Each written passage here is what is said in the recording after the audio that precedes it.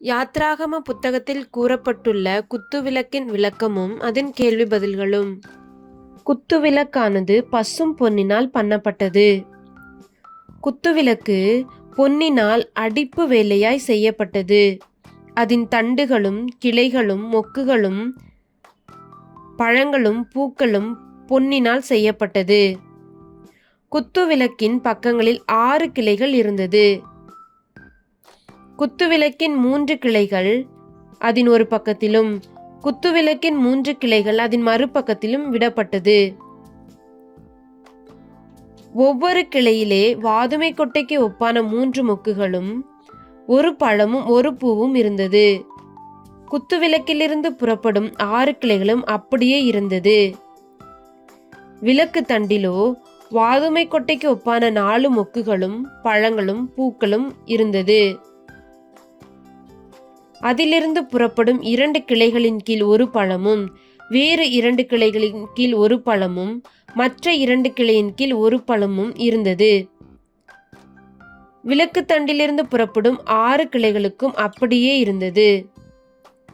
அவைகளின் பழங்களும் அவைகளின் கிளைகளும் பொன்னினால் உண்டானவைகளாய் இருந்தது. அவைகளெல்லாம் தகடாய் அடித்த பசும் பொன்னினால் செய்யப்பட்ட ஒரே வேலையாய் இருந்தது. குத்துவிளக்கிற்கு 7 அகல்கள் செய்யப்பட்டிருந்தது.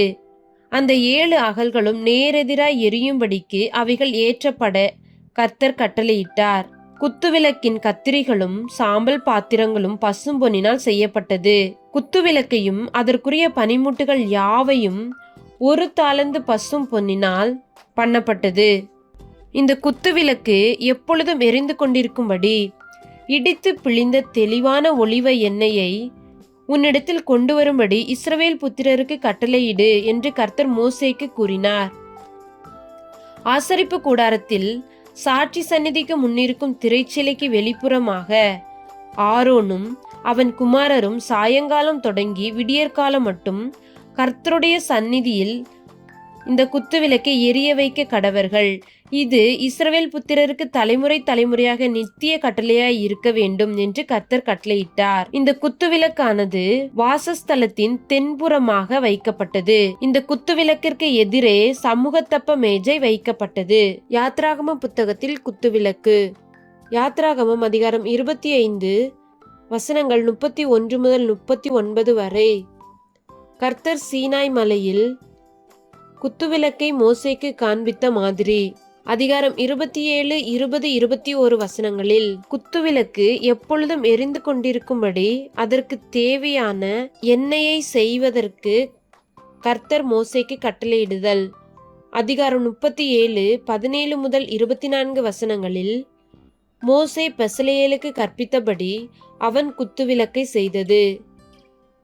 அதிகாரம் 39, 37 செய்து முடிக்கப்பட்ட குத்துவிளக்கு மோசேயின் இடத்தில் கொண்டு வரப்படுதல்.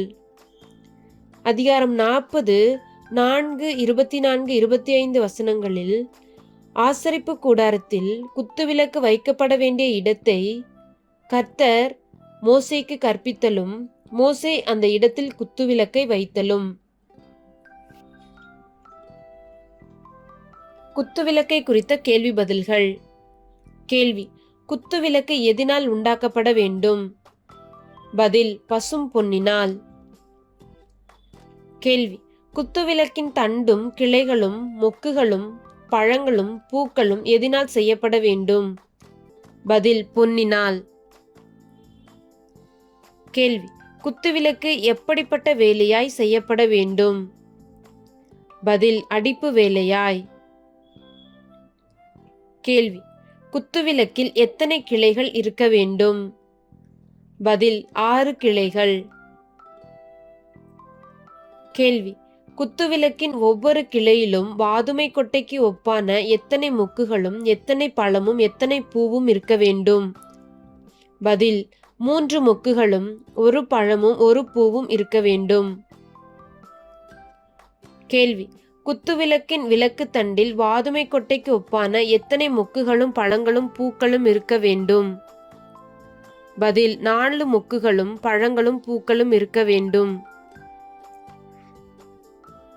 கேள்வி: குத்துவிளக்கின் விளக்கு தண்டிலிருந்து புறப்படும் எத்தனை கிளைகளின் கீழ் ஒரு பழம் இருக்க வேண்டும்?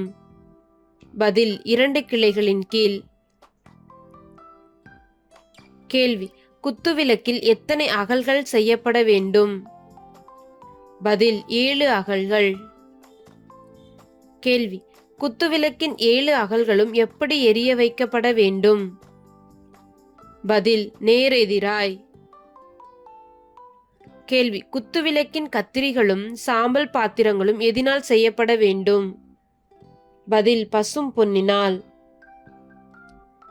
கேள்வி: குத்துவிளக்கையும் அதற்குரிய பனிமுட்டுகள் யாவையும் எத்தனை தாலந்து பசும் பொன்னினால் பண்ண வேண்டும்?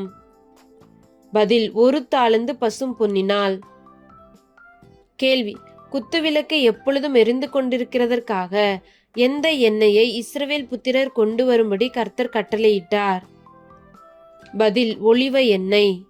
கேள்வி: ஆரோனும் அவன் குமாரரும் எந்த சமயத்தில் கர்த்தருடைய சந்நிதியில் குத்துவிளக்கை எரிய வைக்க வேண்டும்? பதில் சாயங்காலம் தொடங்கி விடியற்காலம் மட்டும்.